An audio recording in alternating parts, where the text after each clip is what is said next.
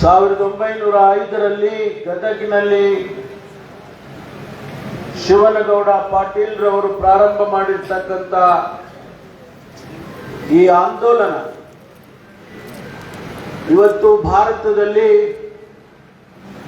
8.5 ಲಕ್ಷಕ್ಕೂ ಹೆಚ್ಚು ಸಹಕಾರಿ ಸಂಘಗಳು ಸ್ಥಾಪನೆಯಾಗಿದ್ದಾವೆ.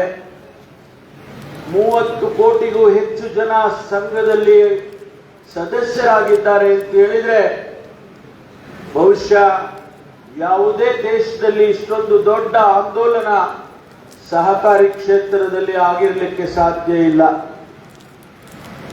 ಪ್ರಪ್ರಥಮವಾಗಿ ನಾನು ಅವರೆಲ್ಲರಿಗೂ ಆ ಮಹಾಪುರುಷರಿಗೆ ನಾನು ಅಭಿನಂದನೆಯನ್ನ ಮತ್ತು ಗೌರವವನ್ನ ಈ ಸಂದರ್ಭದಲ್ಲಿ ಸಮರ್ಪಣೆಯನ್ನ ಮಾಡ್ತೇನೆ. ಈ ಆಂದೋಲನ ಪ್ರಾರಂಭ ಆಗೋದಕ್ಕೆ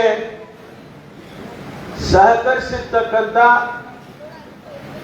ಮಹಾತ್ಮ ಗಾಂಧೀಜಿಯವರನ್ನ, ಪಂಡಿತ್ ಜವಾಹರ್ಲಾಲ್ ನೆಹರೂರವರನ್ನ, ಶಿವನಗೌಡ ಪಾಟೀಲ್ ರವರನ್ನ ಮತ್ತು ನಮ್ಮ ಕುರಿಯನ್ರವರನ್ನ ಈ ಸಂದರ್ಭದಲ್ಲಿ ನಾವು ಸ್ಮರಿಸಿಕೊಳ್ಬೇಕಾಗ್ತದೆ ಅನ್ನುವಂಥದ್ದನ್ನ ನಾನು ಇವತ್ತು ಹೇಳೋದಕ್ಕೆ ಬಯಸ್ತೇನೆ.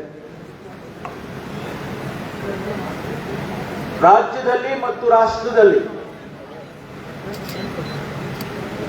ಗ್ರಾಮೀಣ ಪ್ರದೇಶದಲ್ಲಿ ಆರ್ಥಿಕ ವ್ಯವಸ್ಥೆ ಅಭಿವೃದ್ಧಿ ಆಗಬೇಕಾದ್ರೆ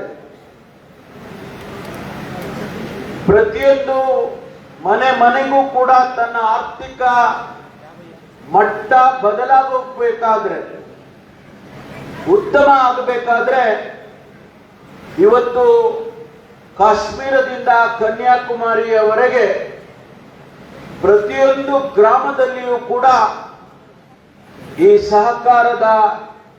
ಸಹಕಾರಿ ಸಂಘದ ಮತ್ತು ಸಹಕಾರದ ಸಂಸ್ಥೆಗಳ ಬೆಳವಣಿಗೆ ಮತ್ತು ಉಪಯೋಗ ನಾವು ನೋಡ್ತೇವೆ ಅನ್ನೋದನ್ನ ನಾನು ತಮಗೆ ಸ್ಮರಿಸಿಕೊಳ್ಳೋದಕ್ಕೆ ಬಯಸ್ತೇನೆ.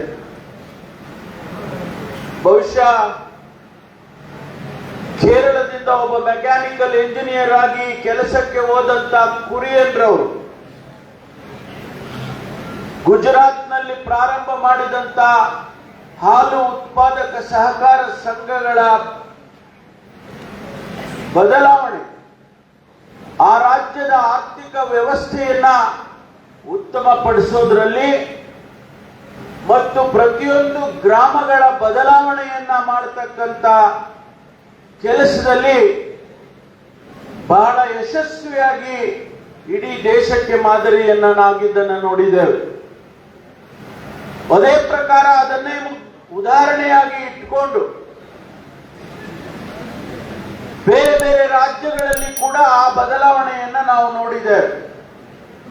ಬಹುಶಃ ಕರ್ನಾಟಕದಲ್ಲಿ ಹಾಲು ಉತ್ಪಾದನೆ ಮತ್ತು ಹಾಲನ್ನ ಶೇಖರಣೆ ಮಾಡಿ